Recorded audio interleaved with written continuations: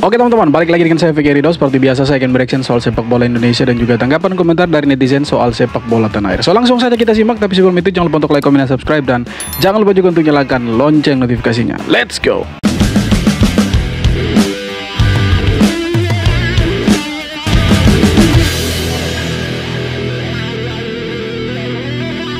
Harapan para supporter Indonesia akhirnya terwujud. AFC secara resmi memanggil wasit Ahmed Alkaf bersama beberapa wasit lainnya untuk diselidiki terkait dugaan manipulasi waktu yang terjadi dalam pertandingan kontroversial Indonesia versus Bahrain. Tidak hanya itu, pelanggaran serius terhadap protokol VAR juga menjadi sorotan utama. Mereka yang bertugas memimpin laga tersebut akan dikenakan sanksi tegas berupa skorsing hingga akhir musim. Tekanan publik dan dorongan dari supporter. Kalau skorsing sampai akhir musim, so percuma. Kenapa tidak di skorsing seumur hidup, di ban dari sepak bola itu? Terus berlanjut. Kini, mari kita kawal bersama hingga keputusan yang lebih adil tercapai. Ya walaupun dia diskorsing selama satu musim ya percuma, karena ya menurut saya hukuman seperti itu tidak ada dampaknya nanti untuk sepak bola Asia. Tidak ada dampaknya untuk Indonesia, untuk negara-negara yang lain. Pasti ya kedepannya akan ada oknum-oknum wasit yang bermain curang lagi. Itu saya yakin sekali itu teman-teman. Mancini out, Mancini out. Federasi Sepak Bola Arab Saudi resmi mengakhiri kerjasama bersama pelatih mereka, Roberto Mancini. Kasihan. Coba kalian baca ada ini deh. Bismillahirrahmanirrahim, ya Allah. Amin, amin, amin, amin. Intinya di sini dijelasin lah kalau misalkan Federasi Sepak Bola Arab Saudi resmi mengakhiri kerjasama bersama Roberto Mancini, ya ada kesepakatan bersama lah intinya ya. Tentunya hasil ini berdasarkan dari sejauh ini Arab Saudi performanya di kualifikasi Piala Dunia ronde ketiga jelek ya kan, apalagi terakhir juga nggak bisa menang lawan Bahrain. Hasil imbang melawan timnas Indonesia di laga pertama mereka juga tentunya menjadi faktor dibalik berakhirnya kerjasama bersama pelatih Roberto Mancini. Oke, berarti dengan tidaknya lagi timnas Arab dilatih oleh Roberto Mancini, nanti saat melawan timnas Indonesia bulan November ya, bulan depan di GBK, berarti timnas Arab ini akan didampingi oleh pelatih baru. Menarik nih, siapa kira-kira pelatih baru timnas Arab ya? Kita tahu performa timnas Arab belakangan ini lagi drop banget. Apakah dengan digantinya pelatih baru justru bakal comeback kayak timnas Australia? Apa justru masih ancur-ancuran, chemistry belum dapat, dan justru ntar timnas kita bisa meraih poin? Jadi semenjak beredar kabar kalau Mancini itu dipecat, ya isunya itu Zidane yang lagi didekati sama Federasi Sepak Bola Arab Saudi. Ya, jadi ini sebenarnya ancaman buat lawan-lawannya Arab Saudi ini. Kalau misalkan Zidane lah jadi latih si Arab Saudi, ya ini akan sangat berbahaya mereka. Karena kita tahu rekam jejaknya Zidane itu seperti apa teman-teman. Ketika dia melatih Real Madrid, sudah banyak trofi yang dia sumbangkan untuk Real Madrid. Nah kalau sampai dia melatih Arab Saudi, saya pikir ini sinyal bahaya untuk timnas Indonesia dan yang lain-lain. Tapi ya jangan khawatir, karena Arab Saudi itu sebenarnya punya pelatih, ya pernah punya pelatih sekelas Maradona, tapi tidak menunjukkan performa yang apik juga teman-teman. Jadi ya saya pikir kita lawan saja Arab Saudi, karena nanti mereka akan datang ke sini.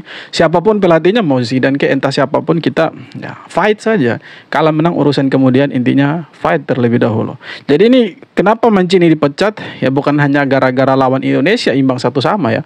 Tapi memang dia beberapa pertandingan terakhir dapat hasil yang buruk. Bahkan dia kalah dari Jepang teman-teman. Kalah dari Jepang di kandang sendiri, kemudian imbang juga dengan Australia dan Bahrain. Jadi itu yang membuat Roberto Mancini dipecat. Padahal kita tahu Roberto Mancini ini pelatih Italia yang pernah bawa Italia itu juara Euro teman-teman. Tapi ya ketika dia melatih Arab Saudi tidak bisa berbicara banyak gitu.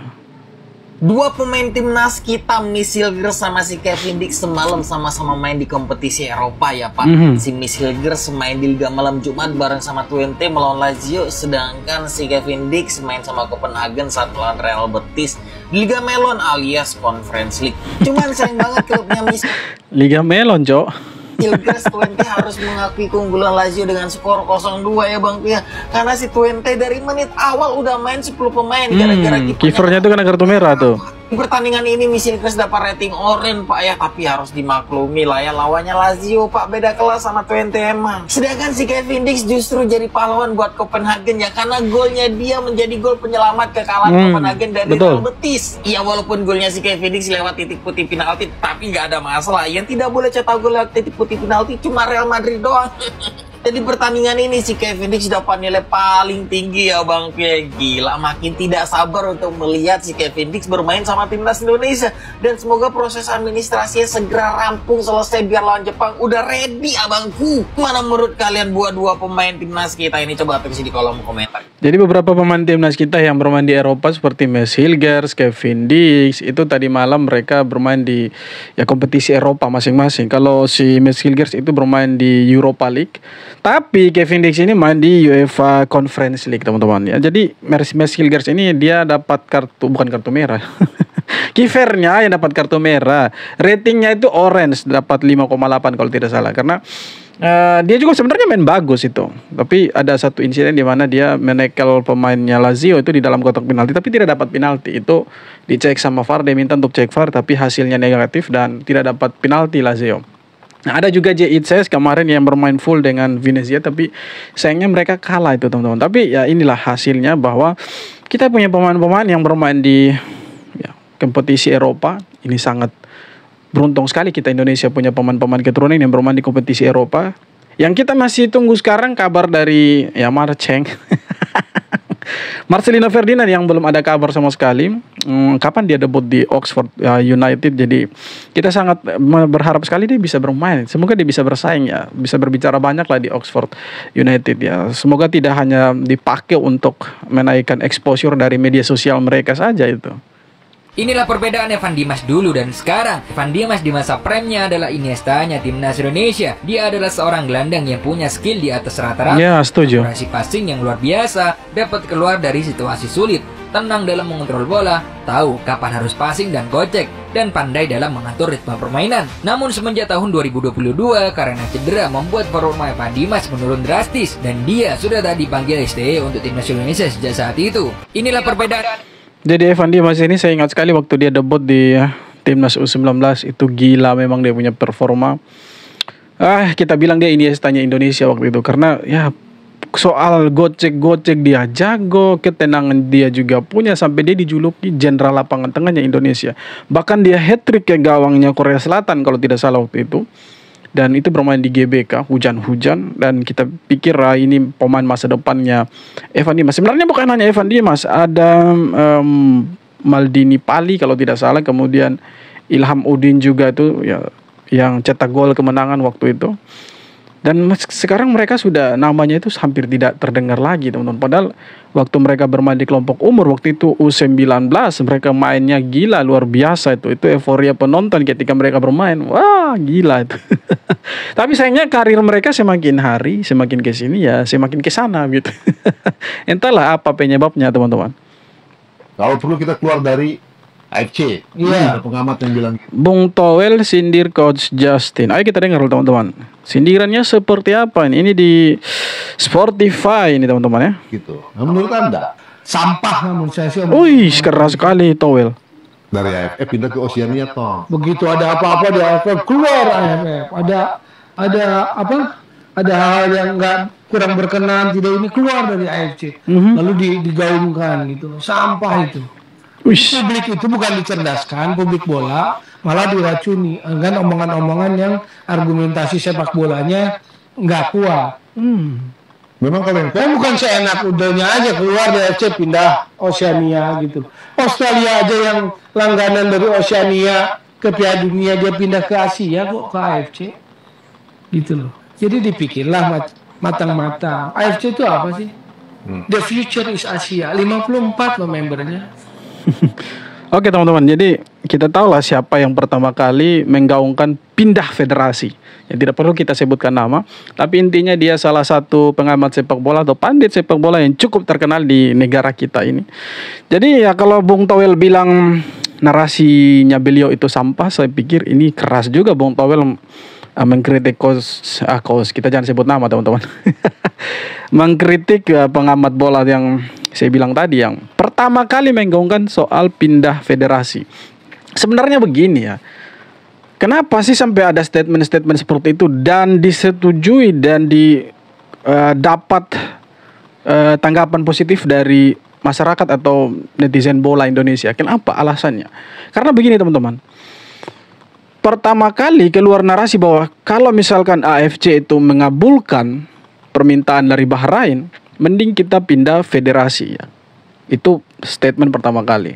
Kenapa sampai ada statement-statement seperti itu? Karena apa? Pertama, kita dicurangi di Bahrain. Waktu yang seharusnya 90 plus 6 ditambah menjadi 90, tambah 3 menit jadi 99 teman-teman. Nah, kemudian yang kedua, ketika Indonesia melayangkan surat protes ke AFC, itu hasilnya negatif buat Indonesia. Justru AFC bilang mereka bingung dengan protesnya Indonesia. Apa yang mau diprotes? Nah, kemudian yang ketiga, ini yang paling lucu teman-teman. Bahrain mengajukan protes ke AFC, itu mereka dapat berita positif. Mereka minta supaya venue pertandingan antara Bahrain dan Indonesia digelar di tempat netral. Nah, kalau sampai itu dikabulkan, iya kan? Itu kata-kata awalnya, kalau sampai itu dikabulkan, mending kita pindah federasi. Kenapa kita mau pindah federasi? Karena kita terus-menerus dicurangi di Asia. Mending kita pilih Oceania, yang mungkin di sana kita tidak dicurangi. Kesempatan lolos ke Piala Dunia juga lebih besar. Iya kan? Nah, sedangkan di Asia, walaupun kita bilang the future of Asia, kemudian ada beberapa banyak member negara-negara di Asia, saya pikir, ayolah kita lihat siapa sih yang paling banyak berkuasa di AFC? Iya kan? Siapa sih yang paling banyak berkuasa?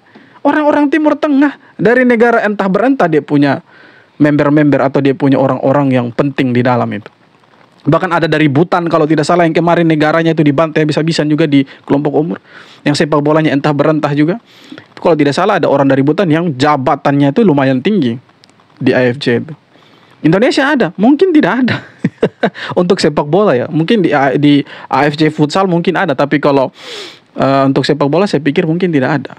Ya, jadi itulah yang membuat narasi seperti itu keluar, bahwa kita terus-menerus dicurangi. Kalau Bung Toel bilang itu sampah, saya pikir dia terlalu keras untuk mengkritik pengamat sepak bola yang sangat-sangat kita kagumi juga teman-teman, ya kan? Karena yang mengeluarkan pertama kali, ya kita sebutkan nama saja, tidak apa-apa toh. Kita sebutkan nama saja. Yang pertama kali keluar statement itu kan Coach Justin. Ya, kita sih paham. Waktu itu kan kita semua emosi, kita semua lagi pada geram dengan wasit dan juga AFC. Sampai keluar tagar apa? AFC Mafia. Bahkan tempat-tempat di AFC itu ditulis apa? Ganti nama semua tempatnya itu jadi AFC Mafia. Bayangkan, itu saking kesalnya, saking marahnya netizen Indonesia. Makanya ada statement, kita keluar saja atau kita bikin AFC tandingan non negara Timur Tengah. Jadi negara Timur Tengah itu ya jadikan saja Arabian Football Confederation. Kemudian kita yang di luar Timur Tengah kita buat Asian Football Confederation. Jadi AFC tandingan. Seperti CONCACAF dan CONMEBOL. Iya kan? Sama-sama mereka Amerika Latin. Tapi dua federasinya. Sama juga kalau kita terus-menerus dicurangi seperti itu, kemudian dari negara-negara non-Asia Timur Tengah mendukung. Kalau misalkan ini wacananya Indonesia mau buat AFC tandingan, saya pikir tidak menutup kemungkinan kita punya AFC sendiri, kita punya federasi sendiri non negara Timur Tengah yang full dengan mafia di situ, permainan uang luar biasa, permainan mafia luar biasa. Jadi kalau Bung Toil bilang ya Coach Justin mungkin narasinya itu sampah, saya pikir wah keras sekali ini, keras sekali untuk Coach Justin, iya kan? Dan menurut saya ya jangan seperti itulah, karena ya saya pikir Coach Justin juga punya dasar berbicara seperti itu. Tidak mungkin dia berbicara asal mangap seenaknya dia, tidak mungkin. Saya sih tidak yakin orang senior dia, sematang dia dalam sepak bola Indonesia berbicara seenak dia, saya tidak yakin teman-teman. Sama juga halnya dengan Bung Toel. Mungkin Bung Toel itu mencintai timnas tapi dari posisi yang berbeda. Selama ini kan kita tahu Bung Toel narasinya itu berbeda dari kebanyakan orang yang mendukung timnas. Tapi ya it's okay, it's fine, maksudnya ya lu dengan narasinya lu, kita dengan narasinya kita gitu kan. Sama-sama kita bernarasi soal timnas. Intinya adalah jangan sampai kita main kekerasan, kemudian kita pakai cara-cara negatif untuk menjatuhkan lawan kita atau bernarasi. Jangan sampai seperti itu teman-teman. Jadi menurut saya, kalau misalkan Coach Justin juga bilang kita harus pindah ke federasi gara-gara kita dicurangi terus, ya why not? Kenapa tidak? Karena memang kita lihat sendiri di bagaimana curangnya wasit, bagaimana kita dibuat seperti bukan satu tim sepak bola di sana, iya kan? Jadi saya pikir ya kembali lagi bahwa sepak bolanya kita akan maju kalau kita mendukung. Kalau kita tidak mendukung, saya pikir tidak akan pernah maju sepak bola. Karena kita supporter itu pemain G12 yang membakar semangat mereka untuk mereka bermain bagus. Ya kan. Jadi kalian ya silakan tulis kolom komentar di kolom komentar, tapi yang positif, jangan maki-maki Bung Towel. Dilarang maki-maki itu teman-teman. Cia. Sintayong akan dievaluasi setelah dia kembali dari Korea Selatan. Kira-kira bakalan dipecat nggak? Sebelum kita lanjut, buat yang masih ada tanda tambah di sebelah, dipencet, di follow you, sikat. No, sabar dulu, nggak main-main pecat gitu aja guys. Jadi, minggu kemarin Pak Erick Thohir, pasca Indonesia kalah melawan Cina, dia segera mengumumkan bahwa timnas Indonesia akan dievaluasi, termasuk Coach Sintayong. Evaluasi bukan semata-mata harus memecat, tapi mencari jalan keluar. Kenapa di 2 pertandingan kemarin, timnas Indonesia tidak bisa mendapatkan hasil yang diinginkan. Nah, kemarin, Sekjen PSSI Yunus Nusi diwawancari wartawan di kantor Kemenpora. Dia bilang, Sintayong akan dipanggil untuk melakukan evaluasi bersama PSSI setelah dia kembali dari liburannya di Korea Selatan. Tapi Yunus Nusi pun tidak dapat memberitahukan sampai kapan Sintayong ada di sana. Ya, kita tunggu aja hasil evaluasinya beberapa hari ke depan. Semoga aja masalah-masalah yang ada di timnas Indonesia segera terselesaikan. Hingga nanti performance timnas Indonesia menghadapi Jepang dan Arab Saudi bulan depan bisa optimal. Saya pikir kalau PSSI mau evaluasi ya itu haknya mereka, sah-sah saja karena kan mereka ya, federasinya kita kan. Tapi menurut saya kalau misalkan mereka mau evaluasi, janganlah evaluasi dengan pertandingan lawan Bahrain, karena sesungguhnya waktu lawan Bahrain kita bermain bagus dan kemenangannya kita waktu itu. Cuma kan kita dicurangi wasit. Kalau mau evaluasi, ini saran saja dari supporter sepak bola yang dari daerah antah berantah. Jadi menurut saya lebih baik kita PSSI evaluasi Coach Sintayong ketika melawan Cina. Kenapa harus seperti itu? Waktu lawan Bahrain saya pikir oke lah, mungkin ada kekeliruan dari Coach STY menurunkan beberapa pemain yang di underperform. Tapi ya waktu itu kita menang lah, tapi kita dicurangi. Oke lah itu, it's okay. Tapi yang harus dievaluasi sebenarnya kenapa waktu di pertandingan lawan Cina ada beberapa nama itu diturunkan padahal mereka tidak perform. Sudah beberapa pertandingan mereka tidak turun ya. Seharusnya seperti itu sih. Kalau bisa ya. Breaking news, AFC resmi memanggil wasit zalim Ahmed Alkaf untuk mampus dia mampus. Nggak tahu bakal diapain. AFC memanggil wasit Oman Ahmed Alkaf, Muhammad Nazmi dari Malaysia, dan Abdullah Al-Jamali dari Kuwait untuk diselidiki pasca insiden dan kesalahan serius saat mereka memimpin laga antara timnas Indonesia melawan Bahrain. Ya percuma sih teman-teman, menurut saya kalau misalkan mereka dipanggil pun tapi sanksinya ringan, tidak akan ya membuat efek jera untuk wasit-wasit lainnya ke depan kalau mereka mau berbuat curang itu. Ya nanti seenaknya mereka lah. Dan ini saya pikir ya lucu sekali kalau hanya dipanggil kemudian dikasih sanksi ringan, scoring sampai akhir tahun. Ringan sekali. Kalau bisa ya dipecat seumur hidup. Ya kan? Kena kode etik, langsung cut dari semua pertandingan sepak bola, mau tarkam mau segala macam cut, supaya jangan ada lagi wasit-wasit kontroversi seperti ini, apalagi di pertandingan sekelas kualifikasi Piala Dunia, iya kan? Oke teman-teman, jadi itu dia beberapa video tanggapan komentar dari netizen Indonesia soal persepak bolaan tanah air. So seperti apa tanggapan kalian? Silahkan tulis di kolom komentar, dan terima kasih banyak sudah nonton video sampai akhir. Kita jumpa lagi di video-video berikutnya. Hormat.